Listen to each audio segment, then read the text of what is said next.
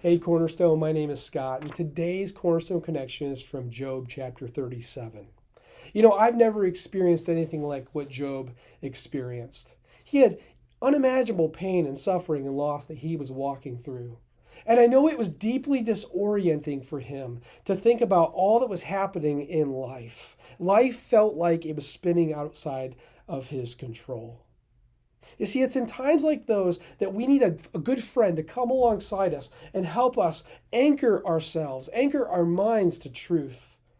Somebody who calls us to look to God and think on God and consider who He is and what He's done so that our world might be anchored once again when it feels like it's spinning out of control. Elihu is that kind of friend to Job. And Elihu says something powerful to Job that leapt off the page when I read it. It's in verse 14. He says, "Hear this, O Job. Stop and consider the wondrous works of God." Maybe that's what you need to do today. Like you've been ruminating about something, so troubled over something that you just need to stop and hit the pause button and think about the wondrous works of God. You see, we don't have a full understanding of what's happening in our lives, but God does. We see the picture in part, but He sees the picture in full.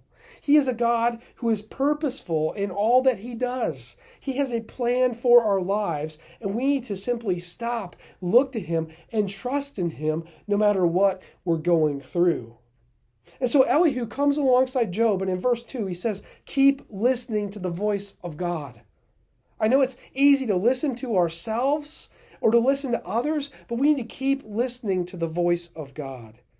And then he challenges him in verse 14, keep thinking on who God is and what God has done. Because the more attentive we are to the voice of God, the more we consider the works of God, the more humble we will become. The more we will be submitting ourselves to the will of God and able to trust Him in the midst of very difficult times. Well, what does Elihu call Job to consider? What kind of works of the Lord does he want him to think about? He wants him to think about weather.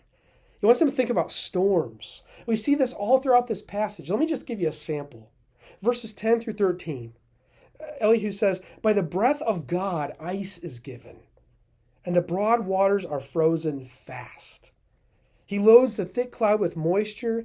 The clouds scatter His lightning. They turn around and around by His guidance." Maybe he's talking about hurricanes or tornadoes here.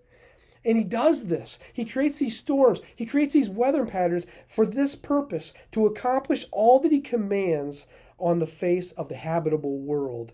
Whether for correction or for His land or for love, He causes it to happen.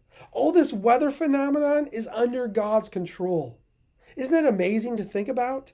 And they all have a purpose. He creates weather to correct or to judge or to bless the land or to show love to His people.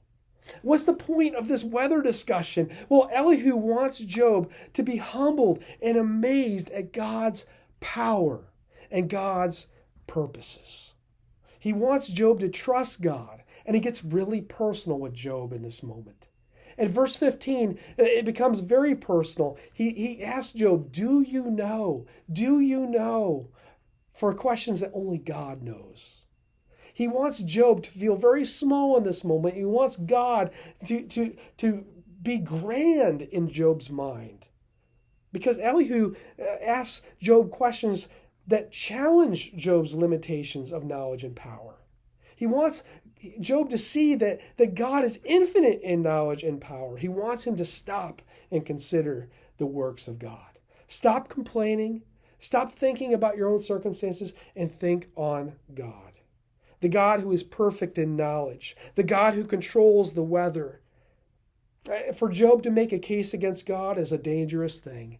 It's to be swallowed up.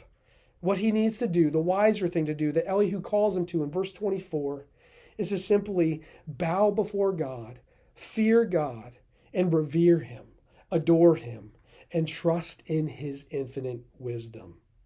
Maybe that's what you need to do today. You just need to push the pause button on all that you're thinking about and all that's troubling you, and begin to think about who God is and His wondrous works, and be refreshed by truth, knowing that God is good, He's purposeful, He's in control of all things, and He can be trusted. Or maybe you need to be that friend that comes alongside a friend of yours that's troubled and to help reorient their mind on the Lord. Whatever it is, whether you're that friend that comes alongside somebody or you're the person that needs to be anchored to truth, look to God. Stop for a moment today and consider who God is, what He's done, and let that refresh you. Let that bring peace to your troubled mind, knowing that God is good, He is loving, He is purposeful, and in complete control.